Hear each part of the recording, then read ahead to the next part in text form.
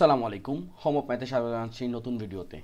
SSC বিশেষ প্রস্তুতি হিসাবে আমরা একটি পরিসংখ্যানের সৃজনশীল প্রশ্ন সমাধান করার চেষ্টা করব।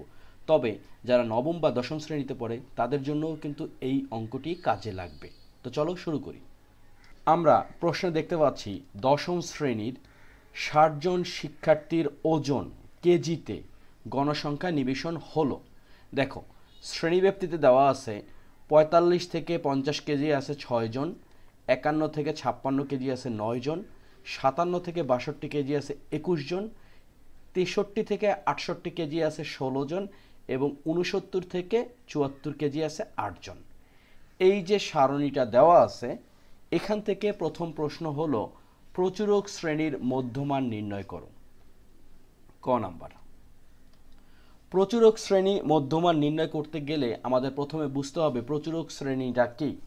প্রচুরক শ্রেণী হচ্ছে এই যে গণসংখ্যা নিবেশন সারণী আছে, এই সারণীতে যে শ্রেণীতে সর্বাধিক গণসংখ্যা আছে, অর্থাৎ আমরা এখানে দেখতে পাচ্ছি ৫৭ থেকে ৬২ পর্যন্ত মোট ২১ জন আছে, যেটা হচ্ছে সর্বাধিক। সুতরাং প্রচুরক শ্রেণী হচ্ছে ৫৭ থেকে ৬২। তাহলে আমরা কিভাবে লিখতে পারি? আমরা লিখতে পারি প্রদত্ত সারণীতে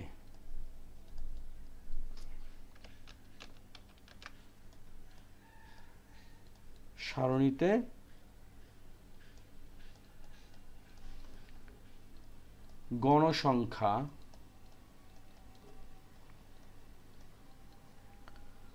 সর্বাধিক ২১ আছে,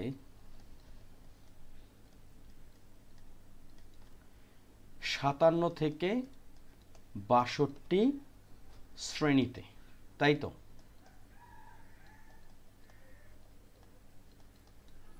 ওকে, সুতরাং অর্থাৎ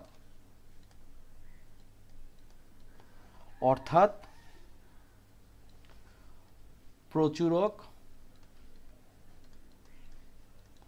শ্রেণী কত?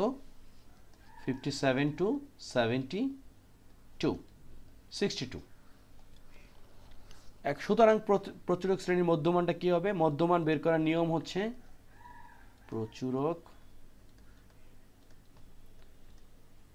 শ্রেণীর মধ্যমান। নিয়মটা হচ্ছে সর্বাধিক যেটা আছে এবং সর্বনিম্ন যেটা আছে সেটার যোগফলকে ২ দ্বারা ভাগ করলেই কিন্তু আমরা মধ্যমান পাবো। অর্থাৎ 57 প্লাস 62 ডিভাইড 2 কত পাচ্ছি আমরা? আমরা পাচ্ছি এখানে 119 যোগ করলে ডিভাইড 2 এবং আলটিমেটলি আমাদের উত্তর হচ্ছে 59.5।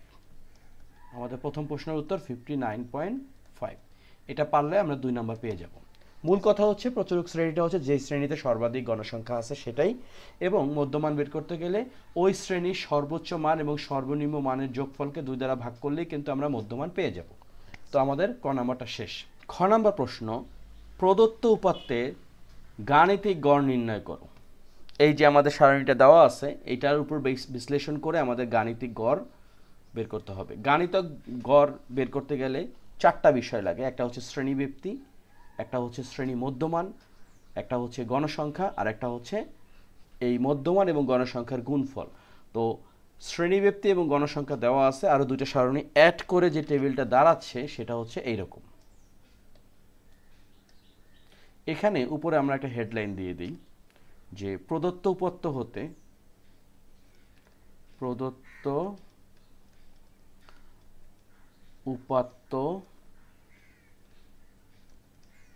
হতে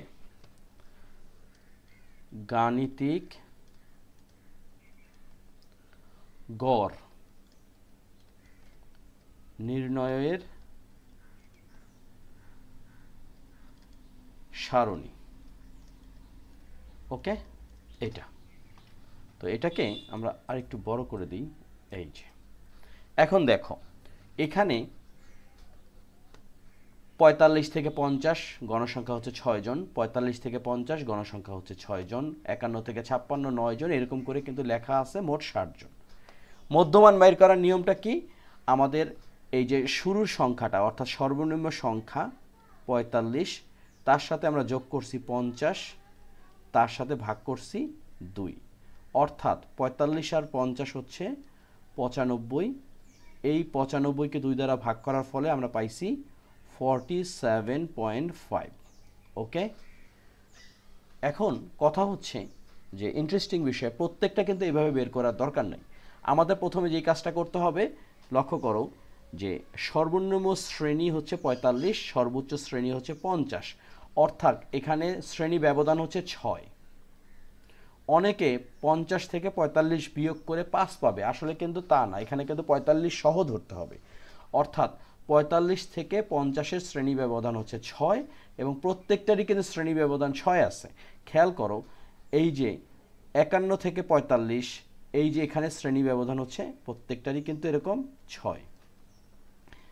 যেহেতু ৬, সেহেতু আমাদের যে কাজটা করতে হবে, এই যে ব্যবধানটা বের করছি কত, 47.5, এর সাথে যদি আমরা ৬ যোগ করি আলটিমেটলি এখানে পাবো 53.5, আবার যদি ৬ যোগ করি এখানে কিন্তু পাবো 59.5, এরকম করে আমরা ৭১.৫ পর্যন্ত পাবো। শ্রেণী মধ্যবিন্দুকে প্রকাশ করা হয়েছে xi দ্বারা এবং গণসংখ্যাকে প্রকাশ করা হয়েছে fi দ্বারা। এখন আমাদের যে গাণিতিক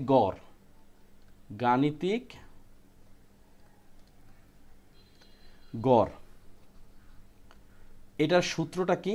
এটা সূত্রটা জানলেই কিন্তু আমরা এই বিষয়টা বের করতে পারবো। সূত্রটা হচ্ছে 1/n summation of fi xi, অর্থাৎ আমাদেরকে শ্রেণী মধ্যবিন্দু এবং গণসংখ্যার গুণফলের যোগফল বের করতে হবে এবং তারপর গণসংখ্যা দ্বারা ভাগ করতে হবে। তো আমরা এই যে মধ্যবিন্দু এবং গণসংখ্যার যে গুণ করলাম এবং প্রত্যেকটা গুণ করার পরে যে যোগফলটা পাইলাম সেটা হচ্ছে 3636, আর আমাদের গণসংখ্যাটা কত, সেটা হচ্ছে 60। ওকে, তো দেখো এখন এটাকে যখনই আমরা ভাগ করছি আমরা ফল পাইছি 60.6। এটাই হচ্ছে আমাদের প্রদত্ত উপাত্তের গাণিতিক গড় নির্ণয় যে করতে বলা হয়েছে সেটার উত্তর 60.6। ওকে, আমাদের খ নম্বর অঙ্কটা কিন্তু হয়ে গেল। মূল কথা হচ্ছে যখনই গাণিতিক গড় বের করতে বলবে অথবা গড় কথা যদি আমরা চিন্তা করি, গড় হচ্ছে কি যতগুলো সংখ্যা আছে তার যোগফলকে ওই সংখ্যা দ্বারা ভাগ করা। তো এখানে যতগুলো সংখ্যা বলতে বোঝানো হয়েছে শ্রেণী মধ্যবিন্দু এবং গণসংখ্যার গুণফল সেটাই, এবং সবগুলোর যোগফল হচ্ছে 3636।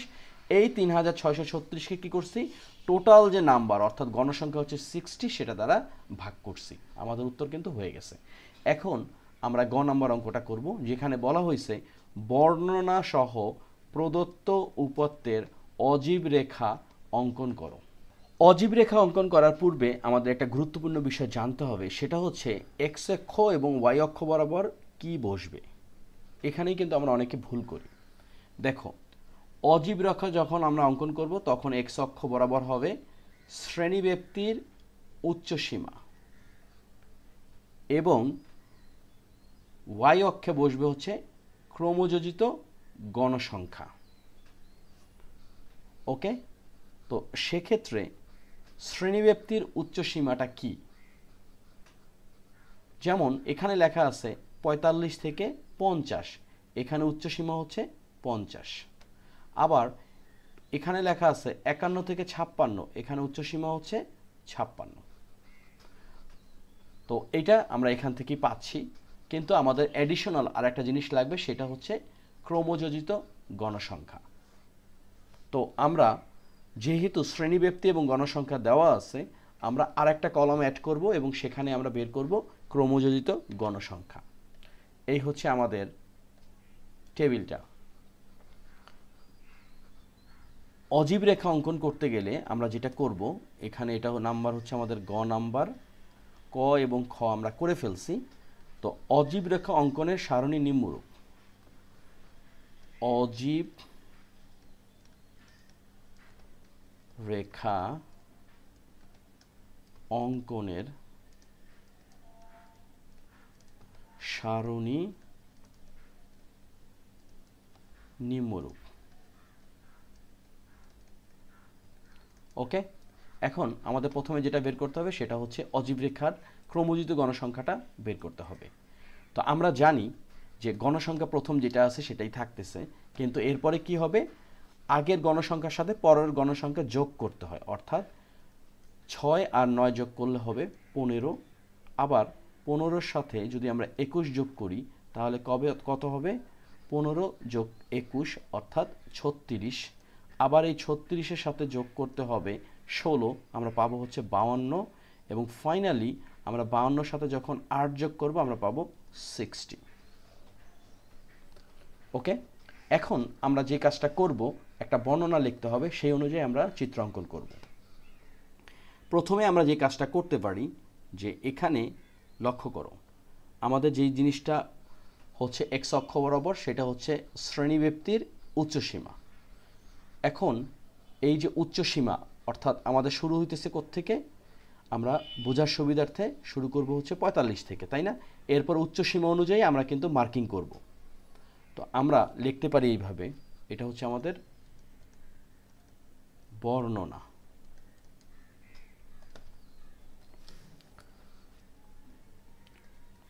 ছক কাগজের এক্স অক্ষ বরাবর, ছক কাগজের এক্স অক্ষ বরাবর ক্ষুদ্রতম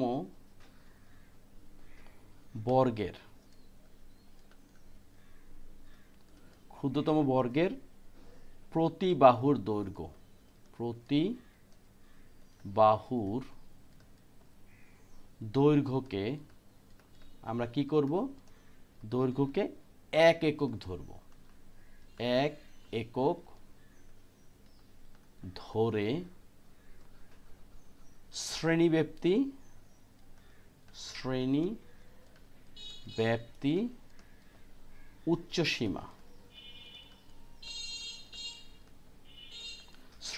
উচ্চসীমা এবং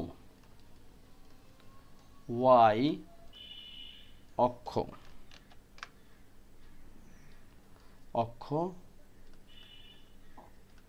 বরাবর আমরা যে কাজটা করব, ছক কাগজের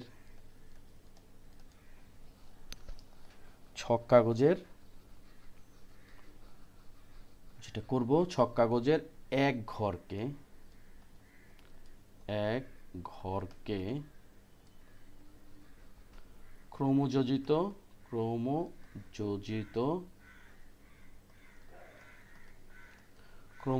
গণসংখ্যার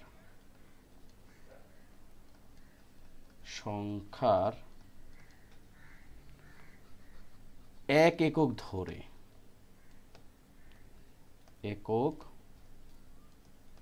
ধরে প্রদত্ত উপাত্তের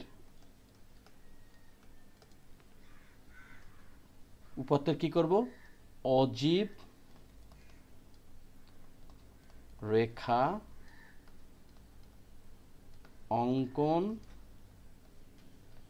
করা হলো। ওকে, এই হচ্ছে আমাদের ছক কাগজ। এখন আমরা অঙ্কন করব। তবে একটা বিষয় বলে রাখি, আমি একটা জিনিস পরিবর্তন করেছি, সেটা হচ্ছে আমরা শ্রেণী ব্যবধানকে যেটা করছি বা শ্রেণীব্যাপ্তির উচ্চসীমাকে 2 ঘরকে 1 একক ধরছি, অর্থাৎ প্রতিটা দুই ঘর মিলে 1 একক, অর্থাৎ এখান থেকে এই পর্যন্ত 5, এখান থেকে এই পর্যন্ত 5, এই 5 হলো 10, আসলে আমরা ধরলাম এটা হলো 5, মানে প্রত্যেকটা 2 ঘরকে আমরা 1 একক ধরছি, তাহলে জিনিসটা দেখতে বড় হবে এবং সুন্দর হবে। আর একটা বিষয় হচ্ছে, যেহেতু আমাদের উচ্চসীমা হচ্ছে কত, উচ্চসীমা শুরুটা হচ্ছে 50 থেকে, কিন্তু আমাদের 50 থেকে তো আমরা পয়েন্ট আউট করব যে কত হবে, কিন্তু শুরুটা তো করতে হবে 45 থেকে, কারণ না হলে তো এক্স অক্ষ বরাবর কোনো কিছু থাকছে না। সুতরাং এই 0 থেকে 45 পর্যন্ত আসছে, এটা বোঝার জন্য আমরা ভাঙা চিহ্ন ব্যবহার করছি। এখন আমরা ধাপে ধাপে একটু বসাই। দেখো, প্রথম কথা হচ্ছে যে আমাদের ৪৫ থেকে ৫০ এই যে সীমানাটা আছে, এখানে ক্রমযোজিত গণসংখ্যা কত? ৬। অর্থাৎ এই যে ৫ তার একটু উপরে আমরা এখানে একটু পয়েন্ট আউট করলাম। তারপরে কি বলছে? ৫০ থেকে যে ৫৬ আছে, এখানে ক্রমযোজিত গণসংখ্যা হচ্ছে ১৫। অর্থাৎ এই হলো ৫, ১০ আর এখানে হচ্ছে ১৫, আমরা পয়েন্ট আউট করলাম। তারপরে উচ্চসীমা হচ্ছে ৬২। ৫৭ থেকে ৬২-র উচ্চসীমা হচ্ছে ৬২ এবং ক্রমযোজিত গণসংখ্যা হচ্ছে ৩৬। তাহলে ৬২তে আমরা বসাচ্ছি ৩৬। এই হলো ৬২।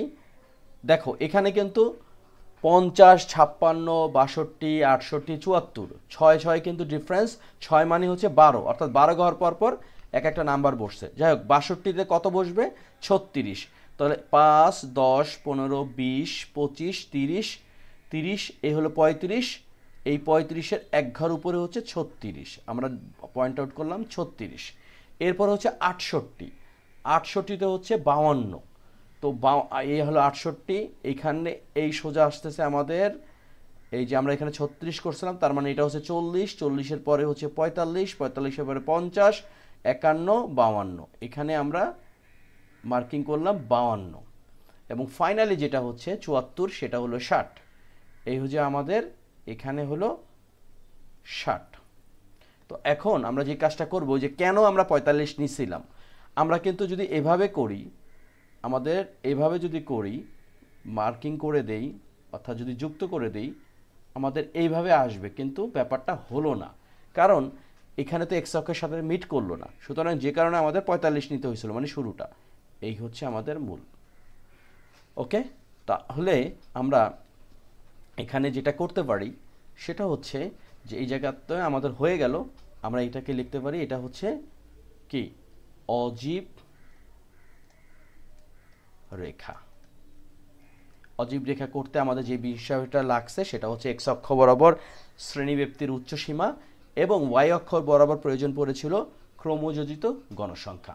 তো এরকম যদি আমরা ধরে ধরে অঙ্কগুলো করি, তাহলে অঙ্কর কিন্তু ভুল হওয়ার কোনো সম্ভাবনা নাই। ওকে, আজকের ভিডিওটা এখানেই শেষ করব। এই প্রশ্নটি ২০২৪-এর রাজশাহী বোর্ডে কিন্তু এসেছিল। তো সুতরাং ২০২৫-এর অন্য যে কোনো বোর্ডে এই ধরনের অঙ্ক কিন্তু আসতে পারে, বিশেষ করে এই অজীব রেখাটা। ওকে, তো তোমরা মনোযোগ সহকারে করবে যাতে ভুল না হয়। আর স্কেল যখন ব্যবহার করবে বা ছক কাগজে যখন তোমরা ইমপ্লিমেন্ট করবে, তখন এই বিষয়টা দেখতে আরও সুন্দর হবে। তো তোমরা সবাই ভালো থাকো, সুস্থ থাকো, ভিডিওটা কাজে লাগলে অন্যদের সাথে শেয়ার করবে। আর পরীক্ষা যেহেতু একদম সন্নিকটে, তোমরা যেটা করবে বেশি বেশি প্র্যাকটিস করবে। আসসালামু আলাইকুম।